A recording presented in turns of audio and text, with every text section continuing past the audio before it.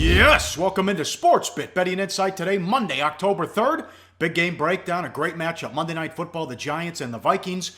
You know how it works on Monday, the deep dive. We recap the college weekend. We start with the NFL. The Atlanta Falcons continue to be the story, and the Super Bowl hangover continues for the Panthers, Super Bowl loser. That hangover continues as the Falcons, Julio Jones, 300 yards, Teddy, and not one but two 98-yard touchdown drives. Yeah, look at the two tweets from ESPN Stats and Info. As you mentioned, the Falcons, they had two 98-yard touchdown drives. There was only one 98-yard TD drive in the NFL for the entire season prior to this week. And, of course, Julio with 300 receiving yards. I mean, let's call it what it was.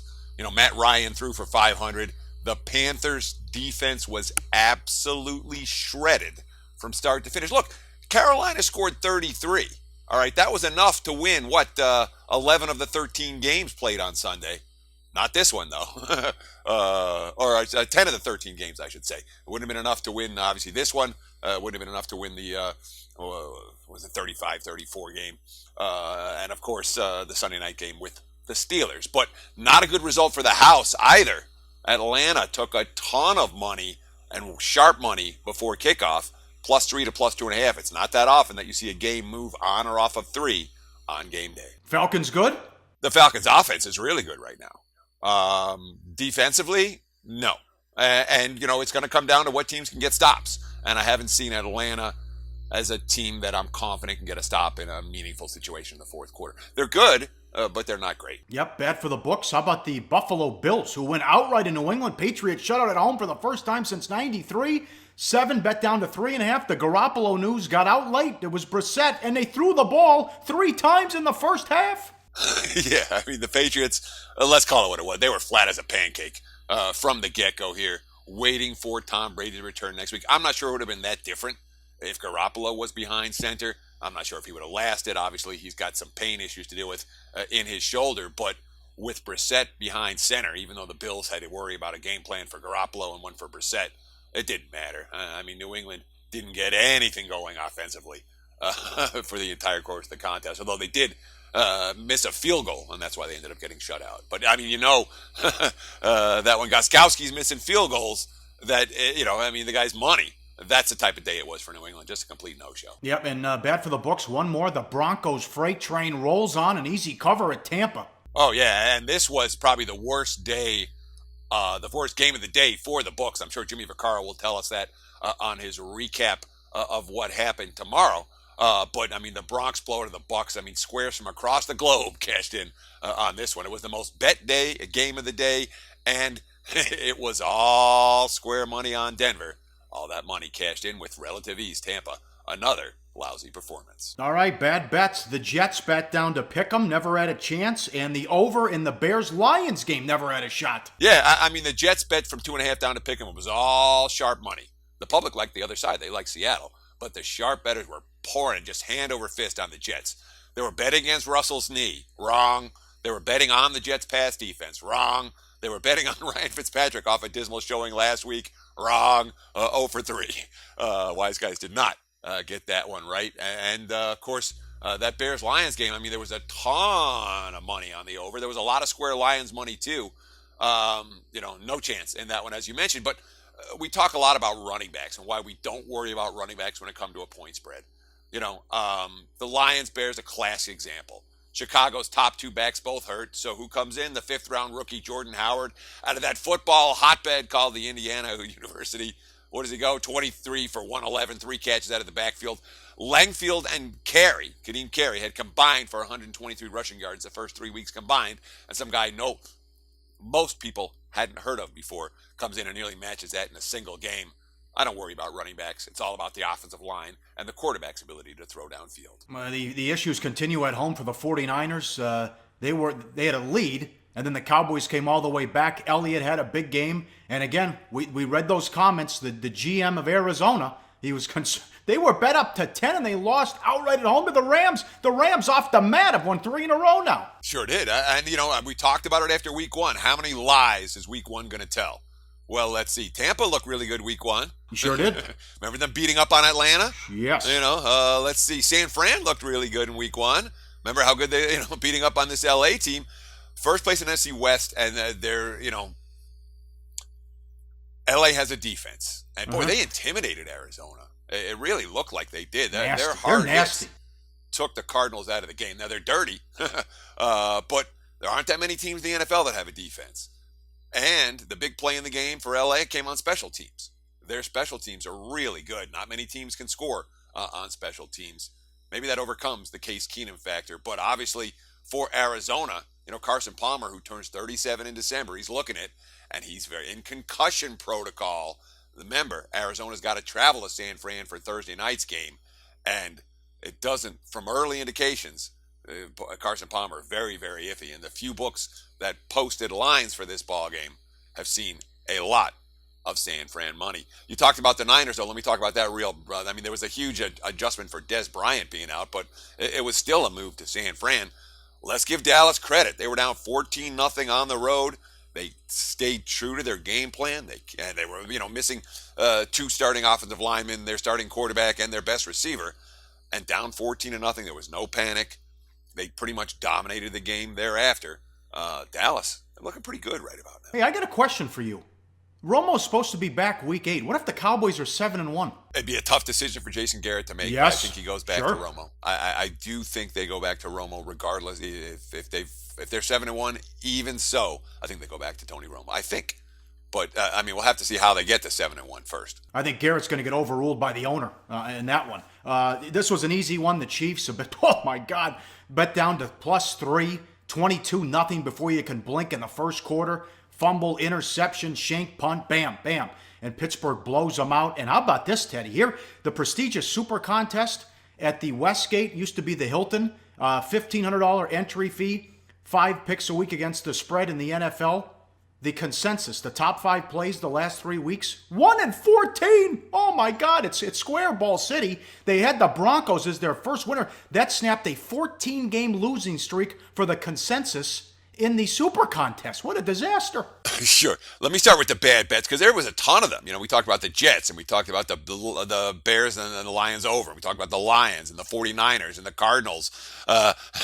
And now Kansas City. KC took a ton of money. All sharp money. They hated the Steelers on Sunday night because of Pittsburgh's dead last in the NFL yards per play differential coming into that game. KC bet from +6 to +3 or 3.5, and obviously that was dead very, very early. Now let's talk about the Super Contest. What's happened in the Super Contest the last couple of years is that a lot, we've seen a contest that used to get 300, 400, 500 people in it. Now they're getting close to 2,000. What does that mean? That means that there is, quote unquote, more dead money, more square money, yada, yada. But it certainly hasn't been good to be thinking the same thought process as everybody else in the Super Contest. 14-1 fading those top 5 picks might be something you want to consider doing moving forward as well. Oh yeah, and one bad beat, and it's a bad beat. It's horrific. The Chargers did it again. My God, up 13 in the fourth quarter with 6 minutes, and they have the ball. They're 3-8 in their last 11 games. 3-8 the last 11 times when they had a fourth quarter lead at William Hill in game. The Saints were 12-1 on the money line. And Mike McCoy's a bad coach, and now he could be gone. The Chargers could be 4-0, and then they blow another fourth quarter lead. They had a lead at the 2-minute warning in all 4 games, and they're 1-3 right now. Now, you're going to say, oh, Mike McCoy, it's all Mike McCoy's fault. It's Mike McCoy. Now, 2 weeks ago, we were all saying, oh, it's Rex Ryan. It's all Rex Ryan's fault. Look at the Bills. And what do the Bills do? Back-to-back wins over Arizona and New England, 2 Super Bowl contenders. Then after week 3, oh, Gus Bradley, he's got to go. The Jaguars, and what do the Jaguars do? Wire to wire over Indy in very early start action yesterday. Now it's McCoy after week 4. Oh, he's got to go. It's all his fault. Did McCoy fumble the ball twice on the first play from scrimmage? No. That was Melvin Gordon and Kevin Benjamin. Those 2 guys are the guys who fumbled. You can't blame the coach when the players fumble. You can blame the coach for the ineptitude of that 2-minute drill. Because, they had plenty of time. They had to move down the field and get a game-winning field goal. And they really botched that last drive. It was pretty ugly. You can blame the coach for that. But, is it all Mike McCoy's fault? It is not. He's just a fall guy. But first of all, did McCoy fumble, yes or no? They're 3-8 the last 11 times they've had a fourth quarter lead. That's coaching. Come on. That's horrible. The guy never should have been the coach coming back this year. They're a lame duck franchise, too. Oh, my God, what a disaster. They have no chance getting that stadium. Zero. Fans are going to tune them out now after another collapse. They didn't sell out again. I mean, back-to-back home games for San Diego where there were plenty of good seats still available. Yeah, big surprise there. We'll get to college football. Oh, my God. Another weekend that was... Oh, man. We'll get to all that coming up. Up next, big game breakdown. Monday Night Football. Can the Vikings win again? They're at home against the G-Men coming up on SportsBit. Betting Insight today on SBRPicks.com. Research before you bet. Be sure to check out SBR Picks for the best game predictions, breakdowns, and much, much more. All right, back on SportsBit, Betting Insight today, Paulie and Teddy. Big game breakdown. Monday Night Football is always live on SportsBookReview.com. Vikings at home against the Giants. Vikings 4.5. 43 the total. The new U.S. Bank Stadium was rocking for the Sunday night game against the Packers. And again, Monday night, prime time, those fans are going to be tanked up and ready to go and liquored up with the tailgate. And this defense is a Super Bowl defense with Minnesota, Teddy. Yeah, I mean, when we talk about this home field right now, when Seattle had the 12th man going, and that was the toughest home field in the NFL. And there was a good couple of years where the Seahawks, you just wouldn't bet against them at home because they were rolling teams. Well, Minnesota's decibel record was blowing anything away in that opener against the Packers. I expect we'll see more of the same tonight. But, you know, you talk about that defense. I mean, this point spread is based a lot on turnovers. All right. The Vikings, number one in the NFL. +8 turnover margin. Their defense has been covering point spreads the first 3 weeks of the season, and they've done it. You know, they have the 31st ranked offense with Sam Bradford behind center. They're not moving the ball up and down the field. They only have 51 rushing yards per game. That's dead last in the NFL. They've got problems with the offensive line. It hasn't been very good so far this season. The only receiver that's shown any game-breaking ability has been Stephon Diggs. It's not like they're loaded with playmakers all over the field for Minnesota. But the defense has been good enough to force turnovers and wreak havoc on opposing offenses. The Giants, they're number 31 in turnover margin, -6 coming into the game. And when you talk about one team +8, the other team -6 through only 3 games, that is a huge impact on the scoreboard results. And the fact that the Giants are 2-1 right now compared to Minnesota's 3-0 is impressive, giving that negative turnover margin. Yep. What do you think of this Giants defense? Because they were terrific to start, but then they had that collapse against the Redskins at home last week. Well, I mean, the Redskins can move the football up and down the field. We've seen that now on multiple occasions. I don't dismiss the Giants defense as being a subpar unit because Kirk Cousins had a pretty good game against them last week. Look at the stats because the numbers don't lie here. The Giants entered the weekend plus 1.2 yards per play differential.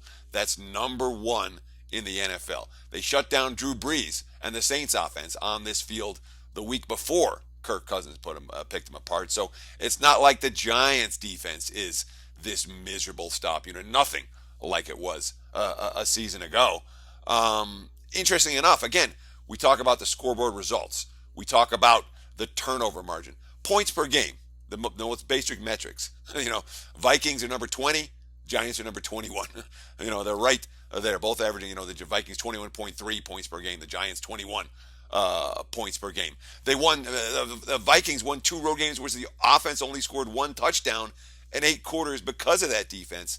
Whereas, the Giants moving the ball up and down the field, but they haven't been able to turn all of those yards and the advantage in their yards per play differential into points. That's a big problem there.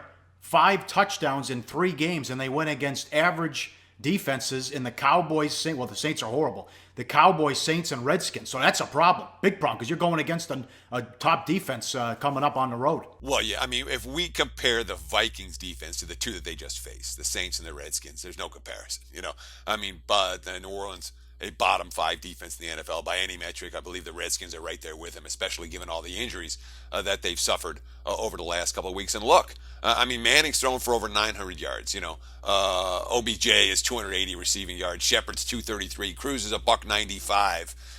They're marching the ball up and down the field, but they're not putting it in the red zone, whereas in the end zone. Whereas Minnesota, again, they rank 31st in total offense right now, but part of that is the fact that they've had all of these short fields because the defense keeps on either creating touchdowns or giving them the ball in their opponent's territory. And you can't get extra yards after turnovers once you punch it in the end zone. So some of those stats, at least, are somewhat misleading. But this one, in my mind, is going to come down to the Giants' offensive execution. I don't think Minnesota is going to move the ball up and down the field. I don't think the Giants are going to move the ball up and down the field. But if the G-men are going to win this game and or cover this spread, they have to take advantage of their opportunities in the red zone, something they haven't been able to do the first 3 weeks of the season on a consistent basis. Two other things from me. Coaching edge to the Vikings. I love Zimmer. I'm not high on McAdoo. But you got to be concerned if you're a Vikings fan, you have to be concerned with Blair Walsh, who still has the yips. And, we talk about these little plays that change momentum. We talked earlier in the show about the Patriots missed field goal. And as soon as they missed a field goal, their comeback wasn't happening. A kicker that misses field goals is just a real deflator. All of a sudden, the opposing team has the momentum and you don't. And football is a momentum swing game. And if all of a sudden you miss a field goal and the other team, boom, they score a couple quick touchdowns, Minnesota is not built to come from behind. Yep, excellent point there. So we know we're going to go with the play of the day coming up, as we had a 4-1 week. So that's coming up next. And college football weekend recap. My God, it was bananas. We'll run it all down coming up on SportsBit. Betting Insight today on SBRpicks.com. Go to SBRodds.com. Browse, compare, and shop live odds available at top online sportsbooks.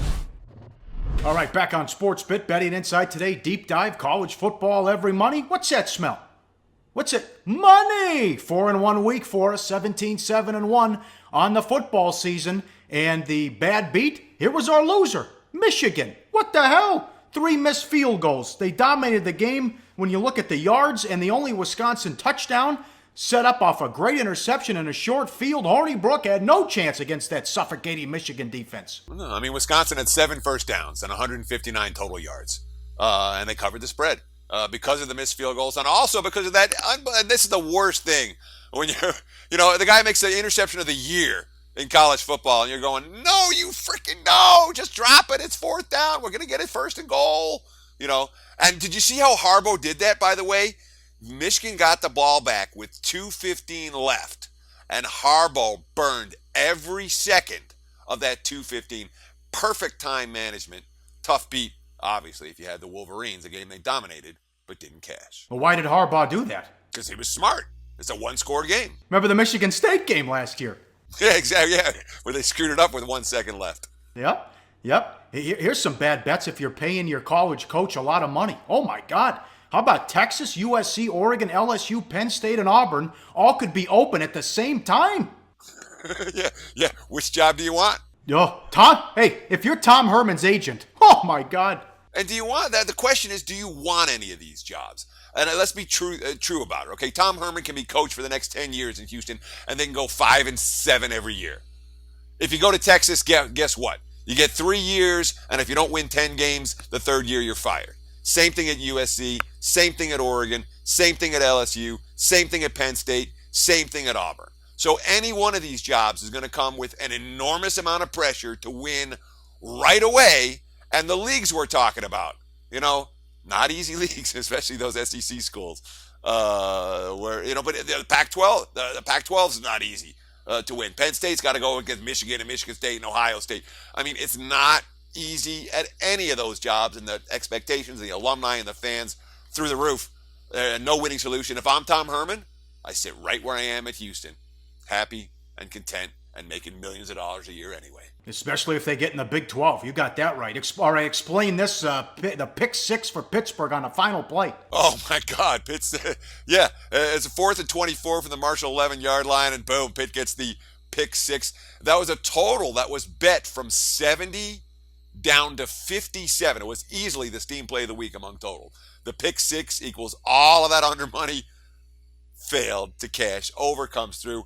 Pitt still didn't cover. They were laying 16.5. Won by only 16, but brutal beat if you had a good number and an under in that ball game. What did you think of the 3 top 10 matchups? All 3 home teams won. Washington destroyed Stanford. You said they're the better team and they were going to prove it. Michigan gets by Wisconsin, and it maybe the game of the year, Louisville and Clemson, up and down, back and forth. And Clemson came up with the defensive stops to hang on, and they blew an 18-point lead. Yeah, but remember we talked about it on our preview edition, where guess what?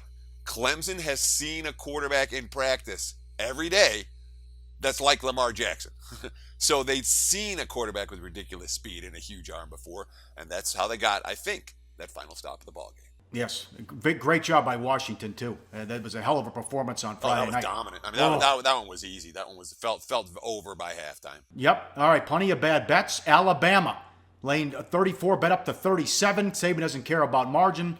They struggled. Well, by their definition, they just got the win and got out of there against Kentucky and Florida. Well, hard to cover 14 when you score 13. Yeah, and of course, Alabama took a ton of money. Florida took a ton of money in that ballgame. That was, one of the biggest recreational player bets of the week. What about A&M? A&M took a ton of money. They were bet from -17 to -20, despite Myles Garrett being out. They only scored 24, never really sniffed a point spread cover in their 24-13 win. And Boise, ton of Boise money, -20.5 up to -24.5. But like Florida, can't cover 24.5 if you only score 21. Boise, not enough offense to get past Utah State with a cover. All of those games burning money, just like the logo. There's a tip on Boise too. Especially when they're at home, they kind of play slow and they take things down a notch. So they're putting up these high totals that never have a chance, and Boise's slowing it down and play. I mean, then that total never had a shot in that one either. Hey, my one of my win totals up in flames here early. Iowa loses again, laying 11 at home to Northwestern. My God, I can burn that ticket. Yeah, ton of bad bets. Iowa -11 loses outright. How about Rutgers? They were +39 at Ohio State. They lost that game 58-0. How about that total? It was bet up from 58 to 59.5. Tough when your team scores 58 and you can't cash an over 59 ticket. That's brutal. But then again, Rutgers was outgained by 550 yards in that game. Yes. Yes. Duke, a bad bet. Mendenhall gets the win at Virginia. Yeah, Duke was -3, and the books actually did pretty poorly on this game. There was a fair bit of Virginia money, but none of the magic that the Blue Devils showed against Notre Dame carried over in a pretty ugly home loss. Yep, Purdue never had a shot, +11. They lost 50-7, and Florida State got beat at home. Trubisky delivers with another great drive after they had an extra point blocked, and then the kid came back from 54. He nails it and does the tomahawk chop up and down the field. Nothing but net, man. And Trubisky, that's back-to-back game-winning drives late in the fourth quarter, facing adversity. Remember, the only reason they were down one is because they had a blocked point after on the touchdown with like 2.5 minutes left. I'm really impressed with Mitch Trubisky. I like his mentality. I like his gutsiness, and certainly North Carolina is exceeding point spread expectations right now with Florida State. A pretty bad bet on Saturday. Baylor -17 was a horrible bet. They never had a shot. They're lucky to win the game, 45-42 against Iowa State. And Charlie Strong, you better fix your defense. Get organized quick. Oh, they were blown out by Oklahoma State. Yeah, I mean, plus, and there was a ton of Texas money, +3.5, down through the 3, down to 2.5 at Okie State. Mac Brown didn't leave the cupboard full. Guess what, Longhorn fans? Give it a couple years. If you want a successful program, give it some time. I don't think firing Charlie Strong right now is going to help Texas moving forward. Yeah, and you can go on your running back rant again. I know the bad news. Well, the people freaked out when Fournette was out, but we liked Orgeron firing Cam Cameron, taking over, and they drubbed Missouri. Yeah, I mean, again, the markets are worried about running backs. Missouri was +13. Oh, Fournette's not going to play. All the Missouri money rolls in, +12, 11.5 in the spots. Well, let's see. Darius Geis runs for 163 yards and 3 touchdowns, 9.6 yards per carry. Darrell Williams runs for 130 yards and 3 touchdowns at 6.3 yards per carry. No, I'm not worried about running backs. When a running back is hurt and the line moves, take advantage of it. The backups are every bit as good. Second year in a row, Washington State off to a bad start, and the Pirate has them turning it around. Oregon, never in the game, Oregon, in that one. And they took a ton of money. They were bet from -1 to -3 at Wazoo.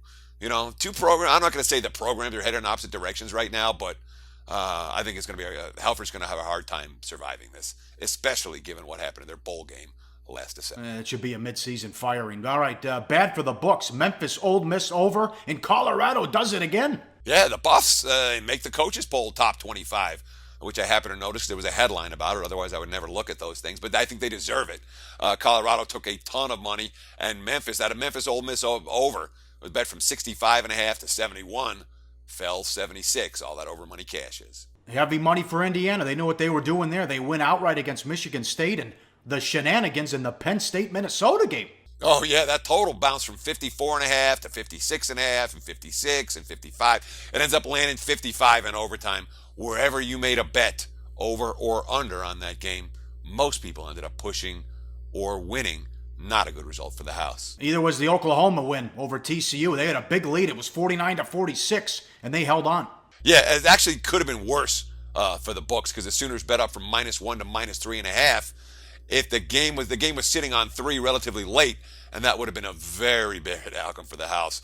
The fact that the Sooners win and cover is still a bad outcome, but not as bad as if the game would have fallen 3. They were going batshit in Georgia. Oh my God, Tennessee gets beat on a 40-yard touchdown late in the game, and then the Hail Mary for Tennessee, they win it, and they don't have to kick the extra point. They walk off. See you guys. Yeah, and they don't have to do that on a game-winning play in college football. And boy, there was a lot of Tennessee money at halftime. Maybe the most obvious second half play of the day on Saturday. I mean, this is now, the third time that the Vols have shown us. And remember, they were covering the second half spread before the Hail Mary to win the game. But this is a Tennessee team that's shown us multiple times this year. They respond well to adversity. Betting on Tennessee facing a halftime deficit looks so far, at least, like a money-winning proposition. Though a lot of Vols money bet from 3 to 4.5 and back to 3.5. The no point after, which was probably a very good result for the house, being that at that game. Yeah, you know what I'm saying. The bottom line is the point after would have been a disaster. Done. All right, 17-7-1 on the football season, 4-1 last week. Money time. Play of the day, Monday Night Football. What are we doing? Let's take a look at the Minnesota Vikings -4.5. I said the Vikings aren't built to come from behind. They're not. That's why I think they're going to have the lead. I expect them to have a lead from the get-go. They're 17-6 under Mike Zimmer in games where the point spread's 4.5 or less, whether favored or an underdog. This is the head coach we want in tight games. Give me the Vikings -4.5, game number 278. That's our play of the day. All right, Jimmy Vaccaro tomorrow to recap how the books and the players did, and it's postseason. It's playoff time in Major League Baseball. We got play-in games, Giants, Mets, Orioles, Blue Jays. I owe the Blue Jays an apology. They snuck in there, but boy, it was hard. And then we'll get to the rest of the madness in October. It's coming up on SportsBit. Betting Insight today on SBRPicks.com. See you tomorrow.